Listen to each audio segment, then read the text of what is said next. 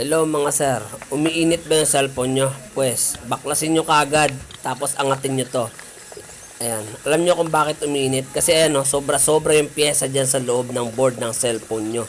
Napakarami. Kailangan yung bawasan ng kahit konti lang. Konti lang yan, lagyan nyo muna ng mantika. Tapos, ayan, babawasan po natin yan kasi sobrang dami na po ng pyesa na nasa loob. Kaya talagang iinit at iinit yung board ng cellphone nyo. Konti lang, mga ilang piraso lang. Ayan, siguro bawasan pa natin konti pa. Konti pa siguro. Bawasan pa natin ng konti. Basta wag masyado marami. Konti lang. Ayan. Sikwatin natin ito siguro. Palahin na natin, palahin.